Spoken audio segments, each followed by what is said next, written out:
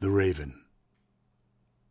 Once, upon a midnight dreary, while I pondered, weak and weary, over many a quaint and curious volume of forgotten lore, while I nodded, nearly napping, suddenly there came a tapping, as of someone gently rapping at my chamber door. "'Tis some visitor," I muttered, tapping at my chamber door. "Only this, and nothing more." Ah, distinctly I remember it was in the bleak December, and each separate dying ember wrought its ghost upon the floor. Eagerly I wished the morrow, vainly I had sought to borrow from my book surcease of sorrow, sorrow for the lost Lenore, for the rare and radiant maiden whom the angels name Lenore, nameless here for evermore. And the silken, sad, uncertain rustling of each purple curtain thrilled me, filled me with fantastic terrors never felt before, so that now, to still the beating of my heart, I stood repeating, "'Tis some visitor entreating entrance at my chamber door, some late visitor entreating entrance at my chamber door. This is it, and nothing more." Presently my soul grew stronger.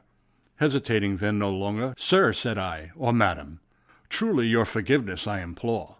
But the fact is I was napping, and so gently you came rapping, and so faintly you came tapping at my chamber door, that I scarce was sure I heard you. Here I opened wide the door. Darkness there, and nothing more.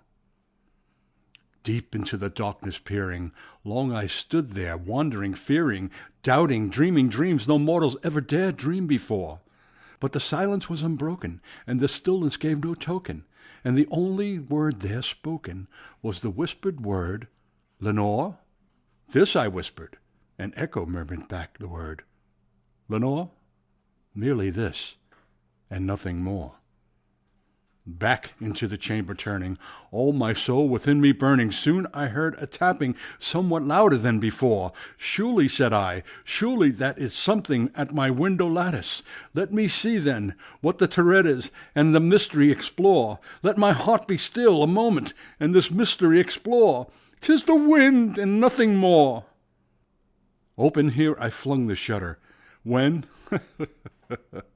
with many a flirt and flutter, in there stepped a stately raven of the saintly days of yore. Not the least obeisance made he, not a minute stopped or stayed he, but with mien of lord or lady, perched above my chamber door, perched upon a bust of Pallas, just above my chamber door, perched and sat, and nothing more. Then this ebony bird, beguiling my sad fancy into smiling, by the grave and stern decorum of the countenance it wore, "Though thy crest be shorn and shaved, thou," I said, "art sure no craven, ghastly grim and ancient raven, wandering from the nightly shore. Tell me what thy lordly name is on the night's Plutonian shore." Quoth the raven, "Nevermore." Much I marveled this ungainly fowl to hear discourse so plainly, though its answer little meaning, little relevancy bore. For we cannot help agreeing that no living human being ever yet was blessed with seeing bird above his chamber door, bird or beast upon the sculptured bust above his chamber door, with such name as Nevermore. But the raven, sitting lonely on the placid bust, spoke only that one word, as if his soul in that one word he did outpour. Nothing further than he uttered, not a feather than he fluttered, till I scarcely more than muttered, "Other friends have flown before. On the morrow he will leave me, as my hopes have flown before." Then the bird said, "Nevermore." Startled at the stillness broken by the reply so aptly spoken, "Doubtless," said I, "what it utters is its only stock and store, caught from some unhappy master, whom unmerciful disaster followed fast, and followed faster, till his songs one burden bore, till the dirges of his hope that melancholy burden bore, of never, nevermore." But the raven still beguiling all my fancy into smiling, straight I wheeled a cushioned seat in front of bird, and bust, and door.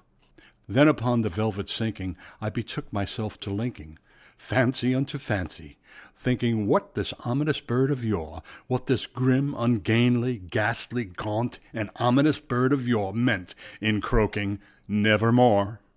This I sat engaged in guessing, but no syllable expressing.